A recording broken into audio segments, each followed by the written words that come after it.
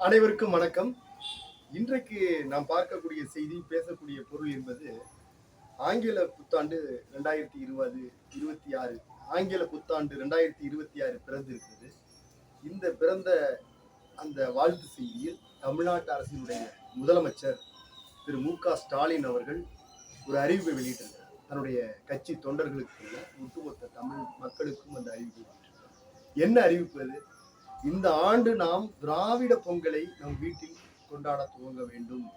நம்முடைய கட்சி தோழர்கள் தங்களுடைய இல்லங்களில் தமிழ்நாடு வெல்லட்டும், திராவிட பொங்கல் என்று கொண்டாடுங்கள் என்ற செய்தியை, அதாவது புத்தாண்டு செய்தியை திராவிட பொங்கலுடைய தொடக்க ஆண்ட இருக்க வேண்டும் என்று தன்னுடைய அறிவிப்பில் அவர்கள் முதலமைச்சர் அவர்கள் கூறியிருக்கிறார். இந்த செய்தியை பற்றி தான், இந்த அடையாள மறுப்பை பற்றி தான் இந்த காணொலியில் நாம் விரிவாக பார்க்கிறோம். பொதுவாக திராவிடம் என்பது தமிழ்நாட்டினுடைய தமிழர்களுடைய அடையாளத்தை ஒவ்வொன்றாக கருவறுத்து வருகிறது என்பதனுடைய தொடர்ச்சி தான் இந்த திராவிட பொங்கல். இந்த திராவிட பொங்கலை இதுவரையும் யார் கொண்டாடி கொண்டிருந்தார் என்றால், திராவிடர் கழகத்தினுடைய தலைவர் கி வீரமணி ஐயா அவர்கள் தான் கொண்டாடி கொண்டிருந்தார்கள். எல்லோரும் தமிழர் திருநாள் என்று கொண்டாடும் போது தமிழ்நாட்டிலே திராவிட பொங்கல் என்று அவர் கொண்டாடி கொண்டிருந்தார்.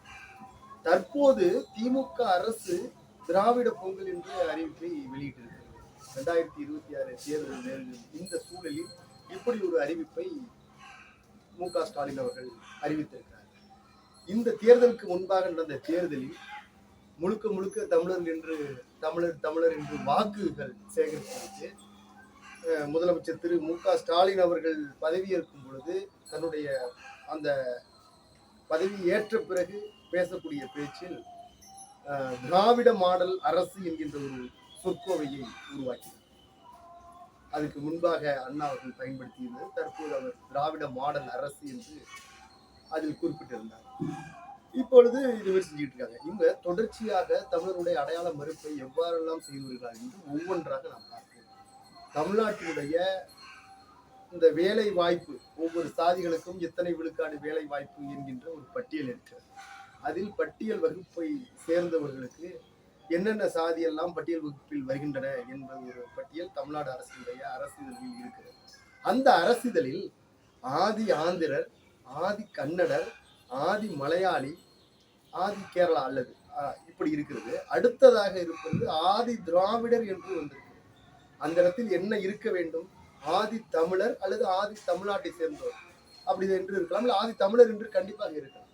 அதை தவிர்த்து விட்டு ஆதி ஆந்திரர்களுக்கும், ஆதி கன்னடர்களுக்கும், ஆதி மலையாளிகளுக்கும் தமிழ்நாட்டு அரசு வேலை வாய்ப்பில் பட்டியல் வகுப்பில் உள்ளவர்களுக்கு இடஒதுக்கீடுபடி வேலை கிடைக்கிறது. அதை வெளியிட்டது தமிழ்நாட்டு அரசிதழில் திராவிட ஆட்சி அமைந்த பிறகு வெளியிடப்பட்ட அந்த பட்டியல். அப்ப அங்க ஆதி தமிழர் என்பது கண்கூடாக புறக்கணிக்கப்பட்டிருக்கிறது, அடையாள மறுப்பு செய்யப்பட்டிருக்கிறது. இதுமாரி ஒவ்வொன்றாக நாம் பார்க்க வேண்டுமானால், திராவிட ஆட்சி அமைந்த பிறகு பல தமிழருடைய அடையாளங்கள் தொடர்ச்சியாக மறுக்கப்பட்டு கொண்டிருக்கிறது.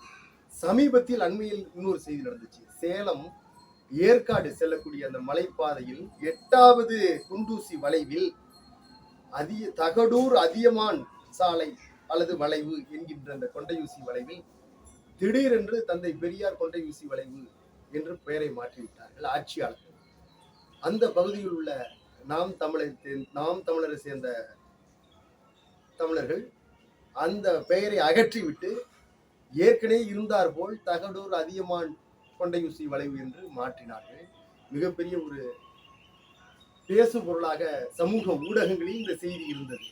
அதற்கு மாற்றாக அங்க உள்ள கோவை ராமகிருஷ்ணன் போன்ற பெரியார் தொண்டர்கள் திருப்பியும் போய் தந்தை பெரியார் கொண்டையூசி வளைவு என்று தகடூர் அதியமான் வளைவை அழைத்து விட்டு மறுபடியும் பெரியார் தொண்டர்கள் செய்தார்கள்.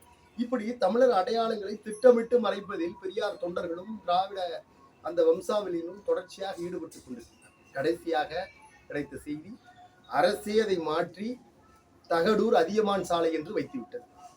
இப்படி ஒவ்வொன்றுக்காக ஏற்கனவே உள்ளவற்றை மாற்றுவது, புதிதாக கொண்டு வரவற்றை அனைத்திற்கும் கலைஞர் கருணாநிதி அவர்களுடைய பெயரை சூட்டுவது, திராவிடமாய அந்த திணிப்பை செய்வது என்ற செயலை தொடர்ச்சியாக இந்த திராவிட மாடல் அரசு செய்து கொண்டிருக்கிறது. அதனுடைய நீட்சி தான் இது. அது மட்டுமல்ல, காலம் காலமாக தமிழ்நாடு அரசு பேருந்து என்று இது இருந்து வருகிறது. இதற்கு முன்பாக அந்தந்த மாவட்ட பெரியவர்களுடைய அல்லது முக்கிய தலைவர்களுடைய பெயர் இருந்த பேருந்தை மாற்றி இப்ப சோழன் போக்குவரத்து கழகம் என்பதை மாற்றி தமிழ்நாடு அரசு போக்குவரத்து கழகம் கும்பகோணம் கோட்டம் என்று மாற்றியிருந்தார். அங்கங்கு ஒவ்வொரு பெரியார் தந்தை பெரியார் பேருந்து நிலையம் என்பதை இருந்து தஞ்சை தமிழ்நாடு அரசு போக்குவரத்து கழகம் விழுப்புரம் மாவட்டம் எப்படி என்று ஒவ்வொரு பகுதியிலையும் மாற்றினார். அதை தற்போது ஆட்சி செய்து கொண்டிருக்கக்கூடிய திராவிட மாடல் அரசு பேருந்து போக்குவரத்து கழகம் என்று மாற்றிவிட்டது சத்தமில்லாமல். இதை சலசலப்பாக இருந்தது. அங்கிருந்து முதல் முறையாக கர்நாடகத்தில் உள்ள தமிழர்கள் அங்கு செல்லக்கூடிய தமிழ்நாடு அரசு பேருந்துக்கு தமிழ்நாடு என்று அந்த ஸ்டிக்கரை ஒட்டினார்கள் பேருந்துகளில், அனைத்து பேருந்துகளிலும். அது இங்க வந்ததும் இங்க உள்ள ஊழியர்கள் அதை கிழித்து விட்டு தமிழ்நாடு என்கின்ற பெயரை கிழித்தார்கள். வேற என்றும் அதுல இல்லை, ஏற்கனவே இருந்த தமிழ்நாடு பெயரை தமிழ்நாடு அரசை கிழிக்கிறது. அப்ப தமிழ்நாட்டின் மீது இப்போ உள்ள ஆட்சியாளர்களுக்கு எவ்வளவு வன்மம் இருக்கின்றது என்பதை இந்த சம்பவம் நமக்கு உணர்த்துகிறது. அதன் தொடர்ச்சியாக தமிழ்நாட்டில் உள்ள இன்றைக்கு தமிழ் தேசிய எழுச்சியை எங்கு பட்டி தொட்டி எல்லாம் பரவ செய்து கொண்டிருக்கக்கூடிய நாம் தமிழர் கட்சிகளை சேர்ந்த தோழர்களும் இந்த தமிழ்நாடு ஸ்டிக்கரை எங்கெல்லாம் வாய்ப்பு இருக்கிறதோ அங்கு அந்த அந்த அரசு பேருந்து என்ற பெயருக்கு முன்னால் ஒட்டினார்கள். இது ஒரு பேசு பொருளாக இருந்தது. இதுக்கும் அரசு எதிர்த்து அந்த ஸ்டிக்கர் எல்லாம் கிழிக்கின்ற வேலைகளை மட்டும் தொடர்ச்சியாக பார்க்கிறது. இப்படி இருக்கின்ற சூழலில் தற்சமயம் இன்றைக்கு ஒரு வைகோ அவர்கள் ஒரு நடைபயணத்தை தொடங்கி இருக்கிறார். எப்பொழுதும் அவர் தேர்தல் வந்தால் நடைபயணத்தை கையில் எடுத்து விடுவார் வைகோ அவர்கள். திராவிட பாரம்பரியத்தை சேர்ந்தவர். தற்போதும் திருச்சியில் ஒரு திராவிட பயணத்தை தொடர்வதற்கு முன்வருகிறார். அந்த விழாவில் பேசக்கூடிய இந்த விடுதலை சிறுத்தைகள் கட்சியினுடைய தலைவர் தொல் திருமாவளவன் அவர்கள் இந்த 2026 தேர்தல் என்பது ஜனநாயகத்திற்கும் சமூக நீதிக்கும் சனாதனவாதிகளுக்குமான ஒரு போர். ஒரு பக்கம் சமூக நீதி என்ற பெயர்வையில் மு.க.ஸ்டாலின் அவர்கள் தலைமை ஏற்கிறார். இன்னொரு பக்கம் சனாதனவாதிகள், அதாவது அதிமுக எல்லா கட்சியும் ஒன்றா சேர்த்துட்டாரு. அதுல ஜனநாயகவாதியில திமுகவை தவிர திமுகவை எதிர்த்தவர்கள் எல்லாமே பிசாசுகள் என்பது போல ஒரு பக்கம் சனாதனவாதிகளாம், மற்றொரு பக்கம் சமூக நீதியை காப்பவர்களாம். கூட்டணியில் கட்சியில் இருக்கக்கூடிய விடுதலை சிறுத்தைகளுடைய கட்சி கொடியை அகற்றுகிறது இந்த திமுக கூட்டணி. அந்த கட்சி கொடி கூட, விடுதலை சிறுத்தை கட்சிகளுடைய கொடி கூட அந்த கூட்டணி கட்சிகளுடைய கொடியில் இருக்கக்கூடாது என்ற மனப்பான்மையில் இருக்கிறது. எங்கெல்லாம் விடுதலை சிறுத்தைகள் கொடியை ஏற்றுகிறார்களோ அங்கே அகற்றுகிறார்கள். யாரு? வேற யாரும் இல்லை, திமுகவை சேர்ந்தவர்கள் அகற்றுகிறார்கள். இவர்கள் சமூக நீதி ஆட்சியை பின்பற்றுகிறார்கள். இதற்கு திருமாவளவன் அவர்கள் சான்றிதழ் அளிக்கிறார். இவர்கள் எல்லாம் சமூக நீதிவாதிகள், இவர்கள் சமூக நீதிக்கு வாரிசுகள், அதுக்கு தலைமை மு.க.ஸ்டாலின் அவர்கள் என்று இவர் அங்கு ஒப்படைப்பு செய்கிறார். தன்னுடைய திட்டங்களை தன்னுடைய பேச்சின் மூலமாக அவர்களை அலங்கரிக்கிறார் திருமாவளவன் அவர்கள். எவ்வளவு பெரிய கொடுமை பாருங்க. அது மட்டுமா, இன்னும் எவ்வளவோ திராவிட திரிபு வேலைகளை இவர்கள் செய்து கொண்டே இருக்கிறார்கள்.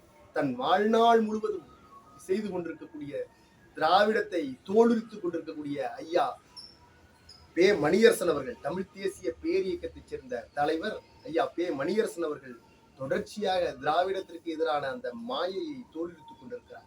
இந்த திராவிடம் என்ற சொல் எங்கிருந்து வந்தது, கால்டுவேல் அந்த சொல்லை எங்கிருந்து எடுத்தார் என்றெல்லாம் பெரும் ஆய்வுக்கு பிறகு வெளியிட்டிருக்கிறார். மனுஸ்மிருதி என்ற வட இந்திய சமஸ்கிருத புத்தகத்திலிருந்து தான் நான் இதை எடுத்தேன் என்று கால்டுவெல்லியை வெளியிட்டிருக்கிறார். திராவிடம் என்ற சொல்லை பண்டைய காலங்களில் திராவிடம் என்ற சொல் எங்கேயுமே இல்லை. கால்டுவெலுக்கு பிறகுதான் அது பயன்பாட்டிற்கு வருகிறது. அப்படி இருக்கும் பொழுது திராவிடம் என்பது தமிழர்களை குறிக்கிறது.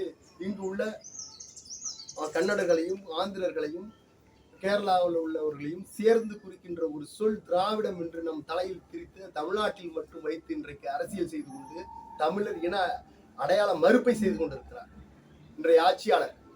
தமிழர்களாக நாம் இதை புரிந்து கொண்டு செயல்பட வேண்டும். அப்புறம் பார்த்துங்க, திராவிடத்துக்கு மற்றொரு சான்று ஐயா அவர்கள் குறிப்பிட்டிருக்கிறார். இணையத்தில் இன்றைக்கு போய் அனைவரும் பாருங்கள், திராவிட மேட்டர்மானினி என்று இருக்கிறது. அதில் முழுக்க முழுக்க பெண் பார்ப்பவர்கள் அனைவருமே பிராமணர்கள். அவர்கள் தான் இந்த திராவிட மேட்டர்மானியை நடத்தி கொண்டு வருகிறார்கள். ராகுல் டிராவிட் மட்டைப்பந்து வீரர், இந்திய மட்டைப்பந்து வீரர் ராகுல் டிராவிட். இந்த திராவிட் என்ற ஒரு பெயர் உங்களுக்கு எப்படி வந்தது என்று செய்தியாளர்கள் கேட்கும் பொழுது, நாங்கள் கும்பகோணத்தை சேர்ந்த ஆரிய பிராமணர், எங்களுடைய குடும்ப பெயராக திராவிடம் என்பது சேர்ந்து எப்போதுமே இருக்கும், அதனுடைய தொடர்ச்சி தான் டிராவிட் என்று அவர் குறிப்பிடுகிறார். ஏன் மயிலாப்பூர் சமஸ்கிருத அந்த பல்கலைக்கழகத்தினுடைய முதல்வர் மணி டிராவிட். இந்த டிராவிட் எப்படி வந்தது என்று அவரிடம் கேட்டதற்கும் தன்னுடைய குடும்ப பெயராக இரு என்று அவரும் கூறுகிறார். இப்படி இருக்கும் பொழுது திராவிடத்தையே இன்னும் கட்டி பிறண்டு கொண்டு தமிழர் அடையாள மறுப்பை தொடர்ச்சியாக செய்து வரும் இவர்களும் ஆரியர்களும் இருவருமே தமிழ் தேசியத்திற்கு எதிரானவர்கள் என்பதை நாம் தொடர்ச்சியாக புரிந்து கொண்டு செயல்பட வேண்டும். நன்றி, வணக்கம்.